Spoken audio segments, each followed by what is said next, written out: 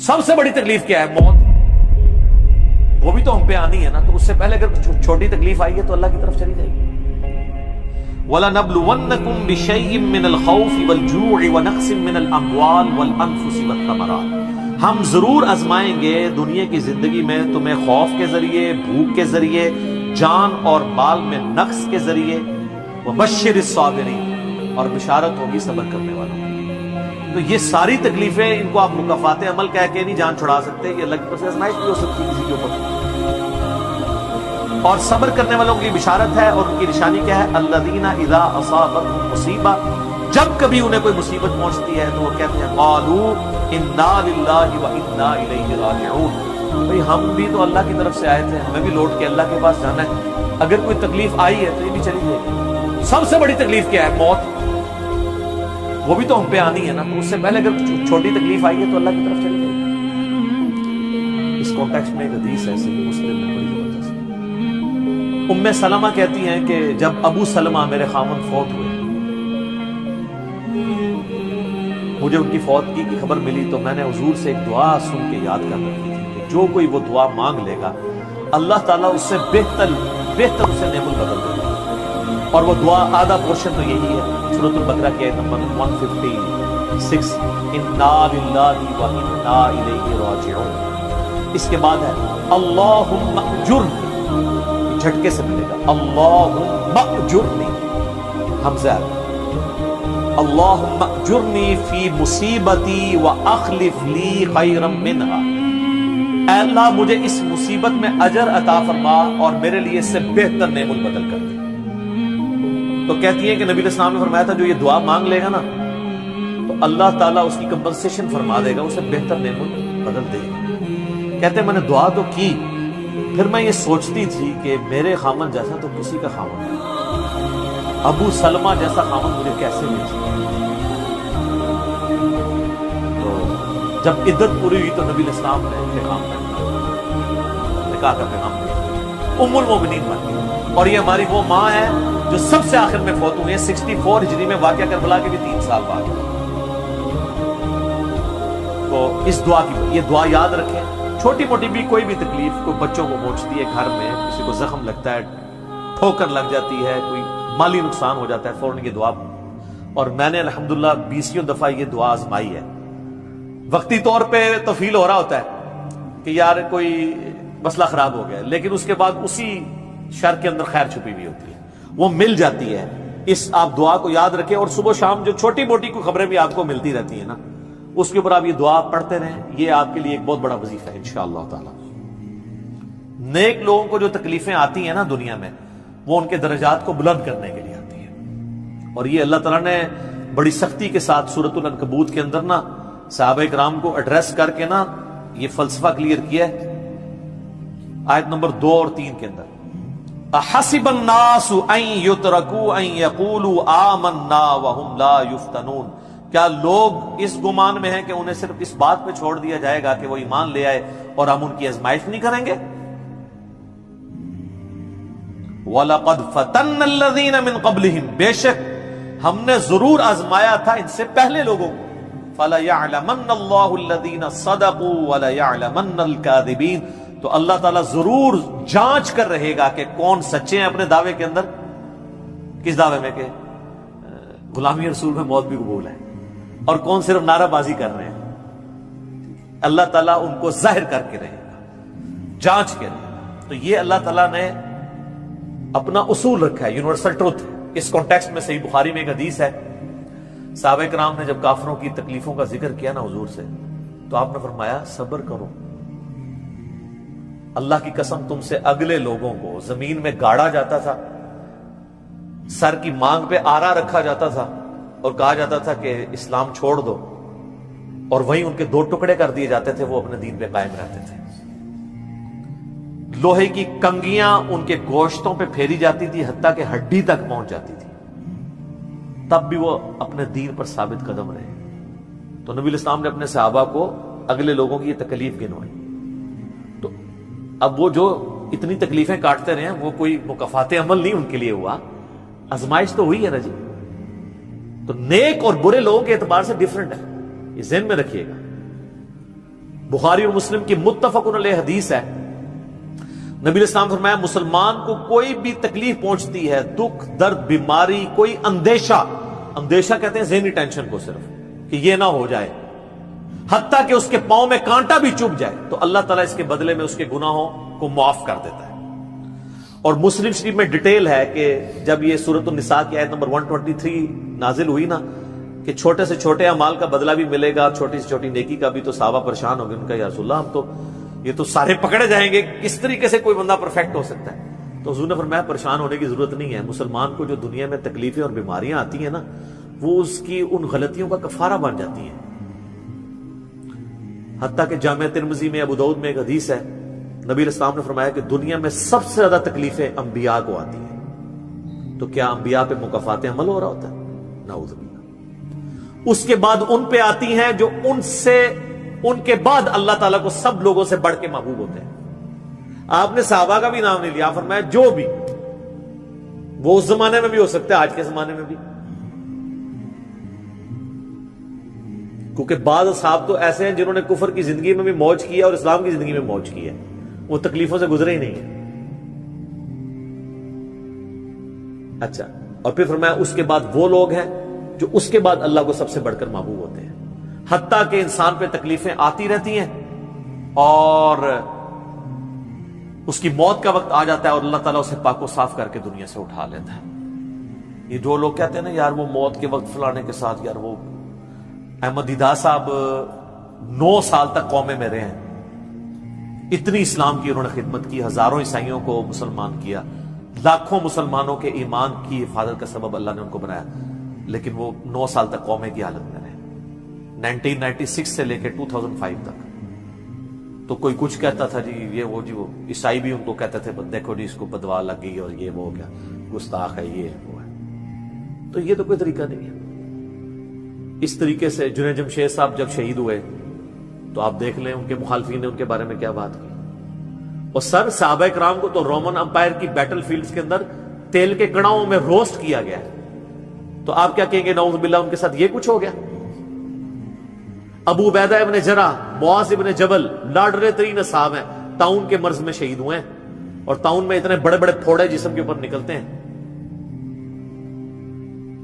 آپ تو سمجھتے ہیں کہ صحابہ کرام جو ہے وہ بڑے سکون سے بیٹھتے ہوں گے اور پھر کلمہ پڑھتے ہوں گے، ساتھ ہی ایسے روح پرواز کر جاتی ہوگی۔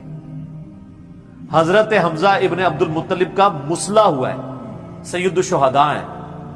حضرت حسین علیہ السلام کے ساتھ جو کچھ کربلا میں ہوا ہے، تو نیک بندوں اور عام بندوں کے اعتبار سے اس کا حکم ڈیفرنٹ ہے۔ نیک بندوں کے درجات بلند ہوتے ہیں۔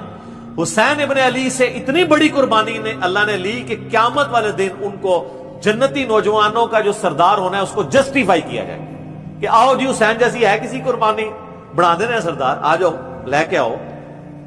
کوئی کھڑا ہو سکتا ہے؟ ابھی تک 1500 سال میں تو نہیں کوئی دعویٰ کرے گا کھڑا ہونے کا۔ تو اللہ تعالیٰ نیکیوں کو جسٹیفائی بھی کرواتا ہے، وہ مکافات عمل نہیں ہو رہا ہوتا۔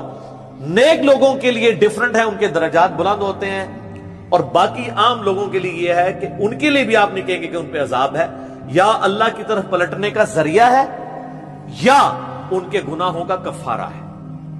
یہ آپ نے کسی پہ نہیں کہنا اس کے اوپر لعنت پڑ گئی، اس کے اوپر یہ ہو گیا، اس کے اوپر یہ ہو گیا، یہ آپ کو کسی نے رائٹ نہیں دیا۔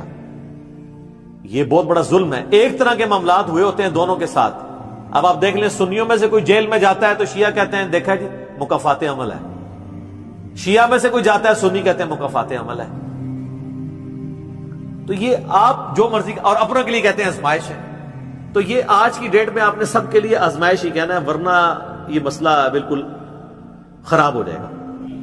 اللہ ہی اللہ جی، اللہ تعالیٰ سے خیر مانگنا چاہیے، اللہ تعالیٰ کی طرف رجوع لانا چاہیے۔ اس حوالے سے بخاری اور مسلم دونوں میں حدیث ہے، میں اب آپ کو تھوڑے وظیفے بھی بتا دوں نا۔ ظاہر آزمائشیں تو ہر بندے پہ آتی ہیں، اللہ کی طرف رجوع بھی لانا چاہیے۔ ان آزمائشوں سے نکلنے کا طریقہ کیا ہے؟ بخاری اور مسلم دونوں میں حدیث ہے، نبی صلی اللہ علیہ وآلہ وسلم کے بارے میں انس بن مالک کہتے ہیں کہ نبی علیہ السلام کی اکثر دعا یہی ہوا کرتی تھی، اللہم ربنا آتنا فی الدنیا حسنہ وفی الآخرۃ حسنۃ وقنا عذاب النار آمین۔ یہ بخاری مسلم میں بھی ہے، سورۃ البقرہ کی آیت نمبر 201 ہے۔ اے اللہ ہمیں دنیا میں بھی بھلائیاں عطا فرما اور آخرت میں بھی بھلائیاں عطا فرما، اور آخرت کی سب سے بڑی بھلائی بھی ساتھ مانگ لی، وقنا عذاب النار، آگ کے عذاب سے ہمیں بچا لے، آمین۔ یہ اکثر آپ کی دعا ہوتی تھی۔ اس کانٹیکٹ میں ایک حدیث ہے بڑی انٹرسٹنگ، صحیح مسلم میں، ایک صحابی بیمار ہوئے حتیٰ کہ بالکل ہڈیوں کا پنجر بن گئے، اور صحابہ کہتے ہیں چڑیا کی طرح ان کی جان ہو گئی۔ نبی علیہ السلام ان کی عیادت کے لیے گئے، آپ نے جب دیکھا آپ فرمایا تو اللہ سے کیا مانگتا ہے؟ چنگا بندہ ٹردا پھرتا بندہ جڑا منجی تے پی گیا، بالکل ڈھانچہ پنجر بن گیا ہڈیوں کا۔ اس نے کہا یا رسول اللہ میں اللہ تعالیٰ سے یہ دعا کرتا ہوں کہ اے اللہ جو تو نے مجھے آخرت میں عذاب دینا ہے نا دنیا میں ہی دے دے، آخرت کا عذاب تو بہت سخت ہے، تو مجھے دنیا میں ہی وہ عذاب دے دے۔ نبی علیہ السلام نے سبحان اللہ، کیا تم دنیا میں بھی اللہ کی تکلیف برداشت کر سکتے ہو؟ اوے تجھے تو چاہیے تھا تو کہتا اللہم ربنا آتنا فی الدنیا حسنہ وفی الآخرۃ حسنۃ وقنا عذاب النار۔ یعنی آپ اللہ تعالیٰ کو معاذ اللہ کو فنیٹک سمجھتے ہیں کہ آپ کہیں گے اس نے عذاب تو ضرور دینا تو مجھے ادھر دے دے۔ اور یار اللہ سے اچھا ہی گمان رکھو۔ بخاری مسلم دونوں میں حدیث ہے، میں اپنے بندے کے گمان کے قریب ہوں جیسا میرے بارے میں گمان رکھے، بشرطے کہ کرتوت بھی ٹھیک کرے۔ تو سر ہم تو یہ کہتے ہیں یا اللہ ہم نہ تیری آزمائش کے قابل ہیں نہ تیرے عذاب کے قابل ہیں، ہمیں بلا حساب و کتاب ہی جنت میں داخل فرما دے، آمین۔ تو میں اپنے بندے کے گمان کے قریب، اچھا گمان رکھیں انشاءاللہ تعالی اینڈ رزلٹ بھی اچھا ہوگا۔ آپ اللہ سے گمان اچھا رکھیں، یہ گمان بہت اہم چیز ہے، اور یہ آپ کا جو کانفیڈنس ہے نا اللہ کے اندر کہ انشاءاللہ اللہ میرے ساتھ خیر کا معاملہ ہی کرے گا۔ اچھا کئی لوگ ہیں وہ کہتے ہیں منو تے اللہ نے دینے ہی عذاب ہے، استغفر اللہ تو بولی، آپ چاہے اچھے اعمال کرتے ہیں برے اعمال، تب بھی آپ نے یہ اپنے بارے میں یہ بات نہیں کرنی، یہ تو، اور کسی کے بارے میں تو آپ نے سوچنا بھی نہیں سر، وہ تو کہانی ختم۔ وہ تو صحیح مسلم میں حدیث ہے نا، ایک شخص نے قسم اٹھا کے کہہ دیا تھا کہ اللہ تعالیٰ اس کو کبھی معاف نہیں کرے گا، وہ بڑا گنہگار شخص تھا، اللہ کی بارگاہ میں پہنچے، اللہ نے فرمایا تو نے میرے بھی آپ پہ کیسے قسم کھا دی، جا میں نے اس کو معاف کیا، تجھے دوزخ میں پھینکا۔ لا يسأل عما يفعل وهم يسألون، سورۃ الانبیاء کی آیت ہے، اللہ کو کوئی نہیں پوچھ سکتا اس نے یہ کیوں کیا، وہ سب کو پوچھ سکتا ہے کہ انہوں نے یہ کیوں کیا۔ یہ اللہ تعالیٰ کے بارے میں ناشکری پھیلانا سورہ الزمر میں ہے، لا تقنطوا من رحمت اللہ، اللہ تعالیٰ کے بارے میں مایوسی عوام کے اندر پھیلانا۔ لیکن اس کا دوسرا پہلو بھی غلط ہے کہ آپ رحمت کی آیتیں پڑھ کے تو لوگوں کے کام چوک کے رکھو، وہ بھی دوسری ایکسٹریم ہے، وہ بھی نہیں ہونی چاہیے۔ رحمت سے دھوکہ بھی نہیں کھانا، ہاں اعمال پورے کرنے ہیں اور پھر اللہ سے امید بھی رکھنی ہے۔ جو سیدنا ابوبکر نے حضرت عمر کو وصیت کرتے ہوئے کیا کہا تھا، کیا عمر جب تو جنتیوں کی طرف دیکھے نا تو دعا کرنا کہ میں بھی ان میں شامل ہو جاؤں، اور جب بھی تو جہنمیوں کا ذکر لائے تو اللہ صلی اللہ علیہ وسلم سے پناہ مانگنا کہ کہیں میں ان میں شامل نہ ہوں۔ انہوں نے تو نہیں آگے سے کہا کہ میں عشرہ مبشر ہوں، ٹھیک ہے۔ یہ معاملہ بہت سینسٹیو ہے، جن کو اللہ کا تعارف ہے نا تو وہ ان کی زندگی بڑے ڈر ڈر کے گزرتی ہے۔ تو یہ حدیث میں نے اس لیے بتا دی۔ ایک اور ذریعہ ہے ان آزمائشوں سے نکلنے کا، صحیح بخاری اور مسلم دونوں میں حدیث ہے، جس کی یہ خواہش ہے کہ اللہ اس کی عمر دراز کر دے اور اس کے رزق میں کشادگی دے دے۔ رزق میں دنیا کی ہر نعمت شامل ہے، ہم تو دولت ہی سمجھتے ہیں نا، اچھی صحت بھی رزق ہے، اچھی اولاد بھی رزق ہے، اچھی صحت بھی رزق ہے، مال کی فراوانی بشرطے کہ وہ فتنے میں نہ ڈال دے وہ بھی رزق ہے۔ ہر چیز دنیا میں جتنی بھی اہمیت ہے کی چیزیں جو ہم سمجھتے ہیں، تو بخاری اور مسلم دونوں میں الفاظ ہیں، جس کی یہ خواہش ہے اس کی عمر دراز ہو جائے اور اس کے رزق میں کشادگی ہو تو اپنے رشتہ داروں کے ساتھ حسن سلوک کرے۔ یہ ہے جناب وہ کام کرنے کا۔ حسن سلوک خالی ان کو تسلیاں نہیں دینا، ظاہر ہے قرآن اور حدیث میں جب رشتہ داروں سے صلہ رحمی کا ذکر آتا ہے تو یہ ہے کہ ان کے ساتھ قطع تعلق ہی نہیں کرنی، دوسرا ان کی فائنینشیل سپورٹ کرنی ہے۔ اس لیے آپ دیکھیں سب سے زیادہ حقدار زکوٰۃ کے صدقات کے آپ کے بہن بھائی ہیں، سب سے قریبی رشتہ ہوا ہے، اس کے بعد کوئی اور حقدار ہے۔ باقی اس پہ تو امت کا اجماع ہے کہ جو صدقات اللہ کی راہ میں آپ کرتے ہیں اس سے اللہ تعالیٰ تکلیف ٹالتا ہے، منت سے نہیں ٹلتی۔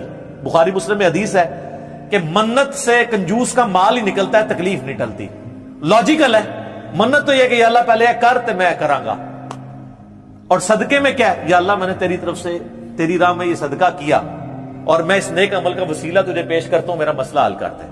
جو بخاری مسلم میں حدیث ہے، 3 لوگ غار میں پھنس گئے تھے، انہوں نے اپنے پرانے اعمال کا واسطہ پیش کیا تھا، یہ نہیں تھا کہا کہ یا اللہ ایک بار کاٹ دیتے سی کرا کے، پھر کون سی نکلنا انہوں نے، انہوں نے اپنے پرانے کیے ہوئے اعمال کا وسیلہ اللہ کے حضور پیش کیا، جو قرآن میں بھی ہے وَاسْتَعِينُوا بِالصَّبْرِ وَالصَّلَاةِ، صبر اور نماز کے ذریعے اللہ کی مدد چاہو، جس سے وہ کہتے ہیں جی اس سے غیر اللہ کی مدد ثابت ہوتی ہے، تو کوئی کہتا ہے المدد یا صبر، المدد یا نماز، وہ اس کا مطلب ہے صبر اور نماز سے اللہ کی مدد، کیونکہ آگے آتا ہے ان اللہ مع الصابرین، بے شک اللہ تعالیٰ صبر کرنے والوں کے ساتھ ہے۔ تو نیک اعمال کا وسیلہ آپ اللہ کے حضور پیش کریں، تو صدقہ اور خیرات کرنا یہ اللہ تعالیٰ کی طرف سے آئی ہوئی تکالیف کو، بلاؤں کو ٹال دیتا ہے۔ تو یہ میں نے آپ کو ایک دعائیں، اذکار اور پھر اعمال بھی بتا دیے۔ آخر میں دو دعائیں میں وہ جو بیان کی تھی ان کو ریپیٹ کر دیتا ہوں۔ ایک پریونٹیو دعا ہے، یہ دو علاج ہوتے ہیں نا، پریونٹیو اور کیوریٹو۔ پریونٹیو علاج یہ ہوتا ہے کہ بیماری ہونے سے پہلے علاج کیا جائے، جیسے ویکسین ہے، آج کل وہ کہہ رہے ہیں نہیں کورونا کی ویکسین بن گئی ہے کہ وہ لگوا لیں تو تکلیف ہوئی نہ۔ ایک ہوتا ہے کیوریٹو علاج، کہ بیماری ہو گئی ہے تو اب علاج کیسے کرنا ہے۔ تو پریونٹیو علاج جو دعائیں ہیں نا وہ ہے اللہم ربنا آتنا فی الدنیا حسنہ وفی الآخرۃ حسنۃ وقنا عذاب النار۔ ہر نماز کے تشہد میں اسے مانگے، ٹھیک ہے، بلکہ سجدے میں مانگے۔ صحیح مسلم میں حدیث ہے کہ سجدے میں تم اپنے رب کے سب سے زیادہ قریب ہوتے ہو، خوب دعائیں مانگا کرو۔ سجدے میں بھی آپ یہ دعا مانگ سکتے ہیں، تشہد میں تو مانگے ہی مانگے۔ وہ بخاری مسلم میں حدیث ہے درود شریف کے بعد جو چاہو اپنے رب سے مانگو، وہ تو قبولیت کی ایک جگہ ہے۔ اس کے علاوہ یہ ہوگی پریونٹیو علاج بیماریوں سے، پریشانیوں سے۔ جتنے سنت اذکار ہیں، بسم اللہ الذی لا یضر، یا اعوذ بکلمات اللہ التامات من شر ما خلق، یہ ساری کی ساری چیزیں اللہ تعالیٰ کی طرف سے سنت اذکار ہیں۔ لیکن یہ یاد رکھیے گا یہ ناگہانی آفات کے لیے ہیں، یہ نہیں ہے کہ بسم اللہ پڑھ کے ساکٹ میں انگلی دے دے، یا بسم اللہ الذی لا یضر پڑھ کے تو کوبرے سے کھیلنا شروع کر دے، نہیں، وہ پھر آپ اپنے اوپر تقدیر خود غالب کروا رہے ہیں، پھر یہ اذکار نہیں اثر کریں گے۔ یہ ناگہانی آفات کے لیے، جب کوئی شخص اپنے اوپر خود تقدیر غالب کر لیتا ہے نا، پھر وظائف ہو جاتے ہیں سائڈ کے اوپر، یہ ذہن میں رکھیے گا۔ پھر بھی جو تکلیفیں آنی ہے نا وہ تو آنی ہے اللہ کی طرف سے آزمائش والی، وہ تو ہمیں یہی ایٹیچیوڈ ہے کہ ہم اللہ تعالیٰ کی طرف رجوع لائیں، اور وہی ہے کیوریٹو علاج، کہ جب کسی پہ تکلیف آ جائے تو اب کیا کرنا ہے، اس نے کہنا ہے انا للہ و انا الیہ راجعون، اللہم اجرنی فی مصیبتی و اخلف لی خیرا منہا۔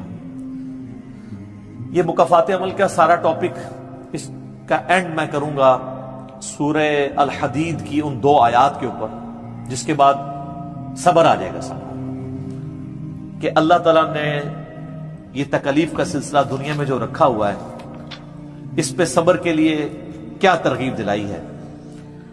آیت نمبر 22 اور 3، ما اصاب من مصیبت فی الارض ولا فی انفسکم، کوئی مصیبت بھی ایسی نہیں کہ زمین میں آئے۔ زمین میں کیا مصیبت آتی ہے؟ زلزلہ، وبائی امراض، سیلاب، طوفان، ولا فی انفسکم، اور نہ کوئی ایسی مصیبت کہ تمہاری جان میں آئے۔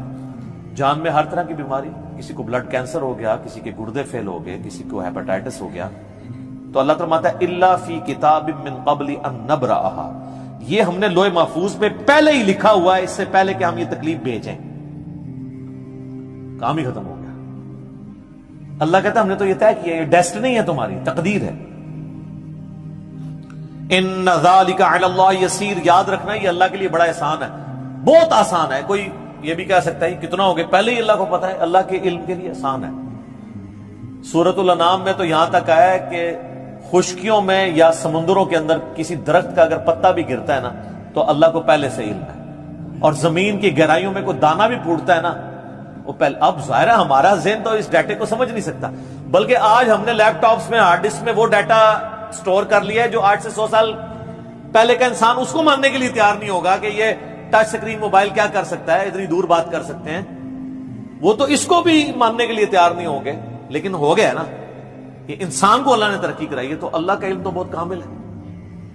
لِكَيْ لَا تَأْسَوْا عَلَىٰ مَا فَاتَكُمْ، یہ ہم نے اس لیے کیا، یعنی ہم نے تقدیر میں پہلے یہ چیزیں لکھی تھی تاکہ تم مت افسوس کرو اس چیز پہ جو تم سے چھین لی جائے۔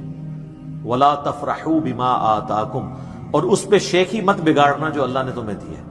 اللہ کسی سے لے کے ازماتا ہے تو کسی کو دے کے بھی ازماتا ہے۔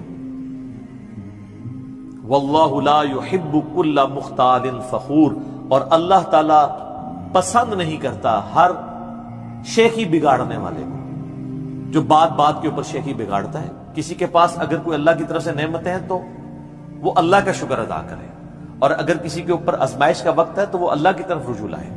اس لیے تو نبی علیہ السلام نے فقر کی زندگی گزاری ہے نا سر۔ باقی نیک بندوں کے لیے درجات کی بلندی کا ذریعہ ہے آزمائشیں آنا، برے لوگ بھی اس اعتبار سے کہ میرے اعمال کی شامت ہے اور میرے گناہ معاف ہو جائیں گے اور میں اپنی اصلاح بھی کر رہا ہوں۔ کسی کے بارے میں کوئی ورڈکٹ نہ دیں، اپنے اوپر ضرور لاگو۔